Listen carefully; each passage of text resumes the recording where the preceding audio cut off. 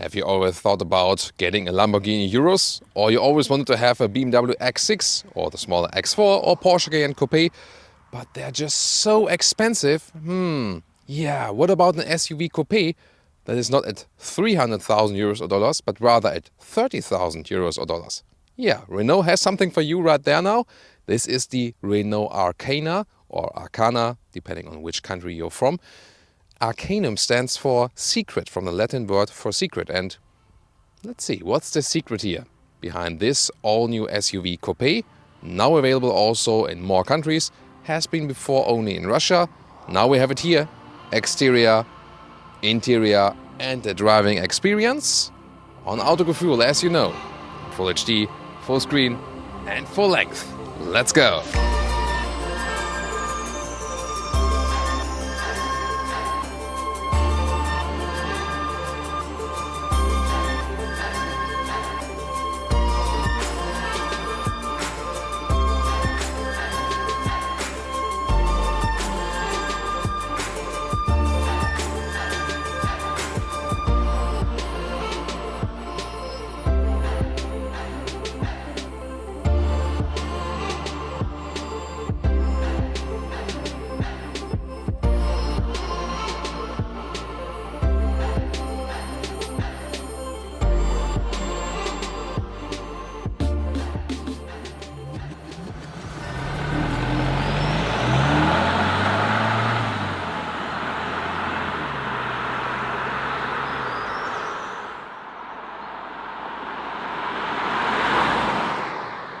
Here in the front, the Renault Arscana shows the friendly Renault face. Then the daytime running lights, see here, forms this either C on the one hand or opposite C form.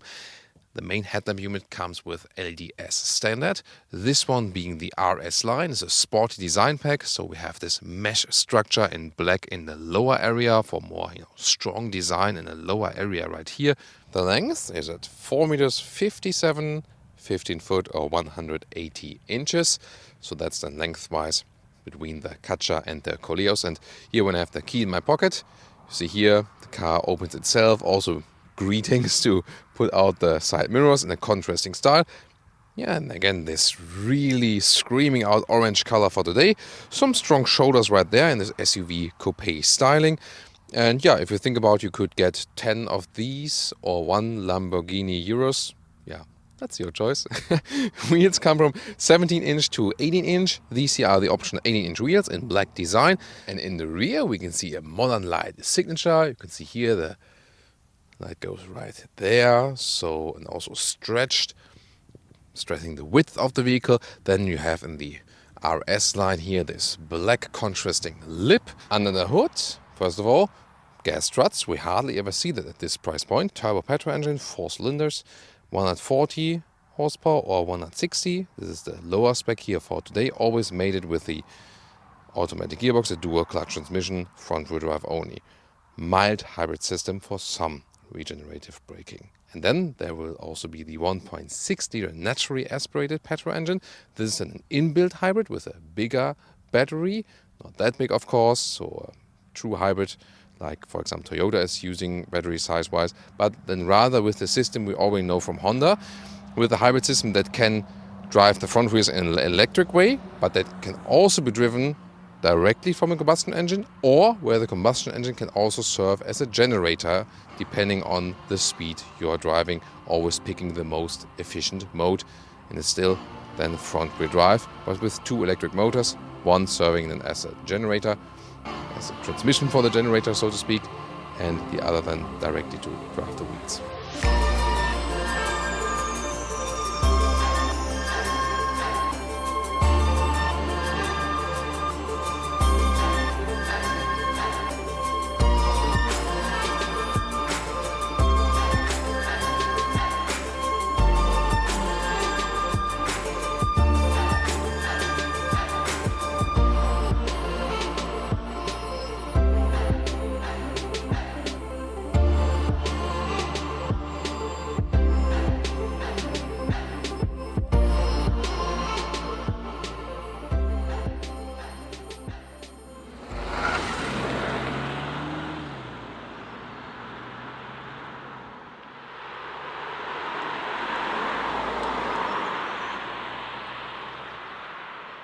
If you are a Renault customer, you know Renault had these key cards even before Tesla had them. Yeah, the Tesla one is really like a credit card.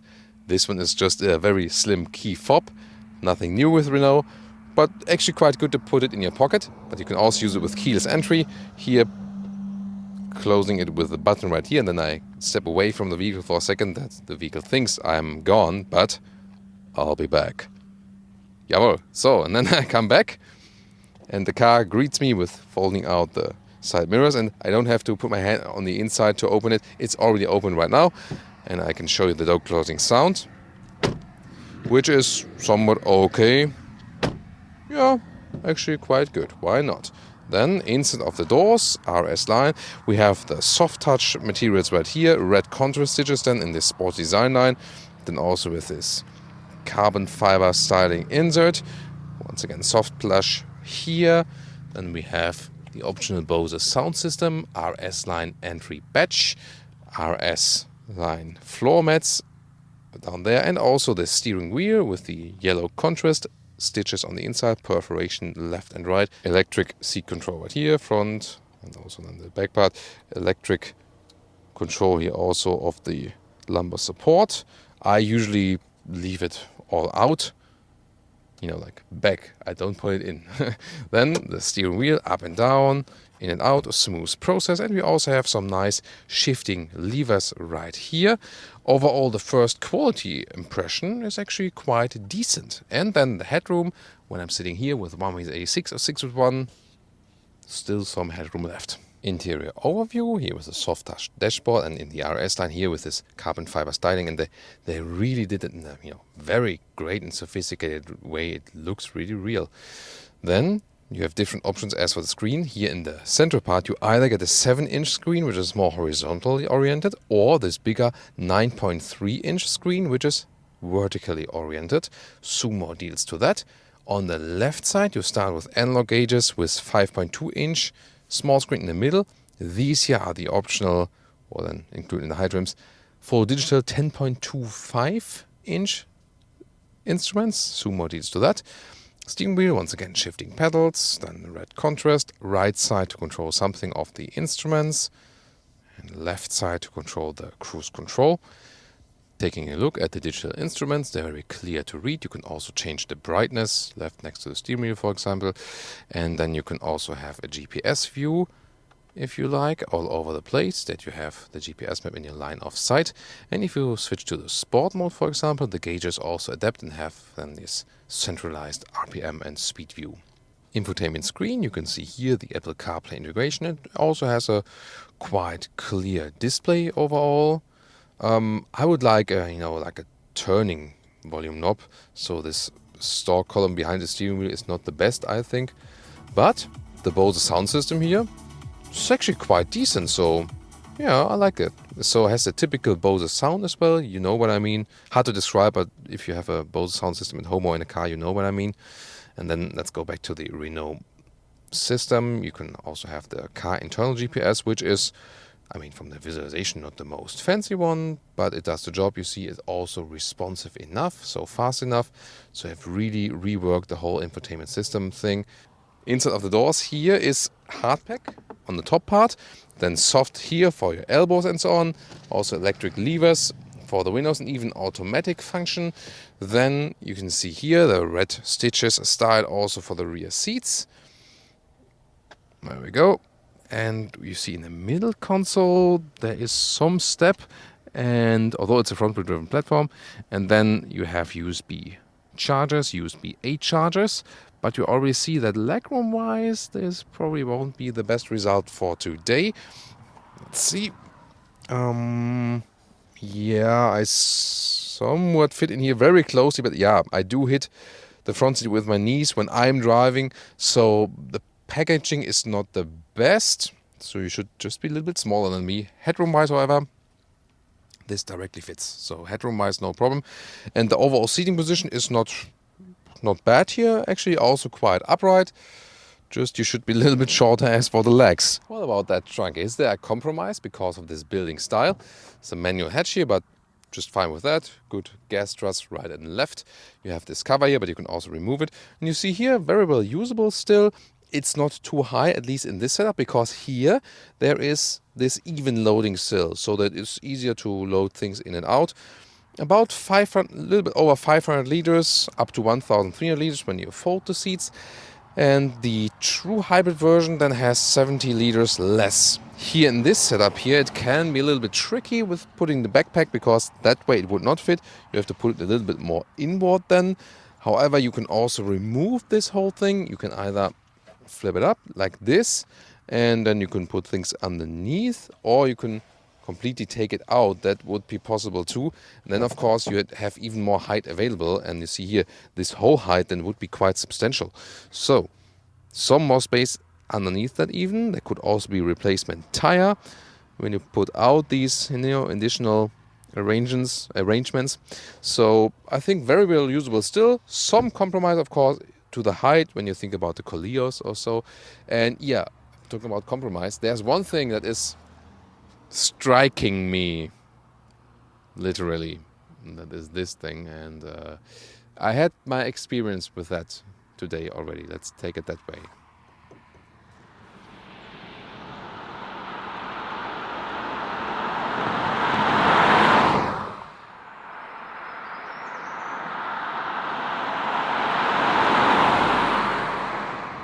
Welcome to Thomas's Driving Lounge with the all-new Renault Areca or Areca, told you initially, however you wanna say. And we start here with a little urban driving, get up to the motorway, and then also some countryside driving. Here, starting with the steering, you see I don't have to steer that much. It's really easy to steer. It doesn't give me the best connected feeling, but it's actually quite okay. Here maybe it's it lets you play a little bit. That is of course more relaxed for running straight. It's not that progressive, but overall I think quite okay. The perforated structure here also gives you a good grip here on the steering. As for the overview, you have this SUV coupe building style. That means to the rear there's just a tiny, very flat window to look through, but you can still see things. And to the sides, it's okay. The B-pillar is quite thick, as usually with the cars nowadays, but you also have the blind spot monitor. We will see that in action also pretty soon. You feel that the suspension is actually quite stiff, quite sporty, and this is also supposed to set it apart a little bit from the normal SUV siblings in the Renault portfolio. If you think about the Kadjar and the Coleos, the car is here between them lengthwise, but from the whole design and also from the driving part, it's more in a sporty orientation. Here once again, 70 kilometers an hour. It feels actually then pretty direct as for the suspension. Yeah, but again, steering feel not the most connected one. As for the noise insulation, now we're getting towards 100 kilometers an hour or 60 miles an hour, and so far it's reasonably silent. We will also drive a little bit faster pretty soon, but so far pretty happy with that. I mean, the design itself looks really like streamlined, and so far holding also the promise. Then to our initial question, you want that SUV coupe feeling or design from the exterior especially. You want a comfortable interior, but you're not willing to pay so much money. And I have to say, also driving-wise, I mean, we have experienced more exclusive cars, no doubt about that. But considering the price of this vehicle, it's really very good price performance they're offering right here. There we go, and I leave it in the normal D mode so far.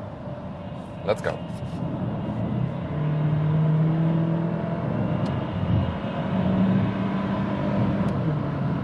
$120, $130, and 150 kilometers an hour. So you see, it's not a very quick engine. It takes some time till the turbo sets in, also until the downshift is happening. But you still, due to the turbo, you can accelerate on the motorway. And here still at, about 140 kilometers an hour now, so like 80, 85 miles an hour, still reasonably silent. So it's not that the wind noise would be picking up too much actually. So, and once again, very stable here also at the higher speed. Gives a very good, calm and collected feeling.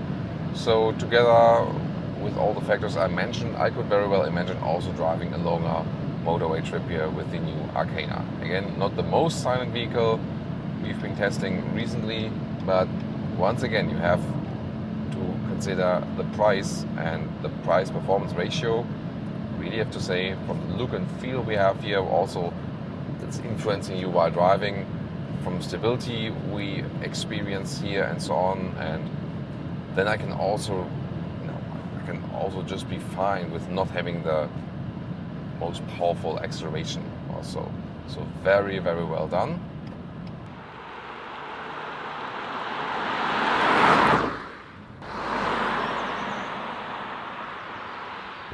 And now to our conclusion for today with the Renault Arscana.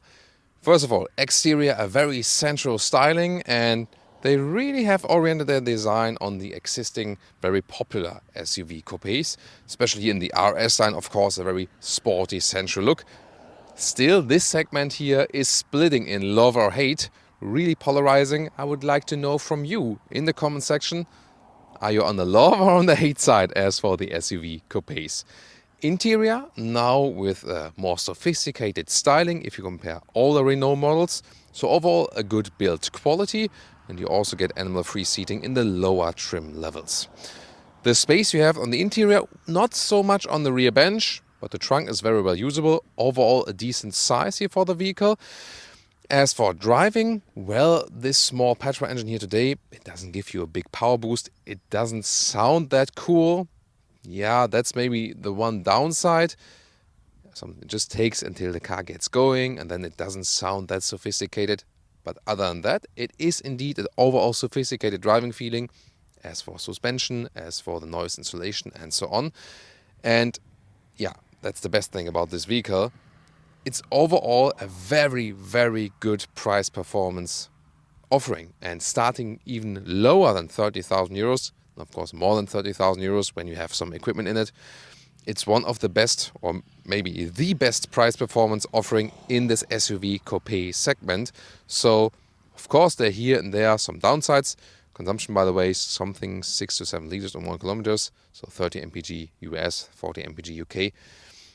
But although we have some downsides, which is no wonder at all, considering the price of this vehicle, this is a super decent offering, and I'm quite sure it will be very successful. Again, polarizing this whole segment. Is it something for you? Tell me in the comments, and I hope you enjoyed our episode for today. See you next time.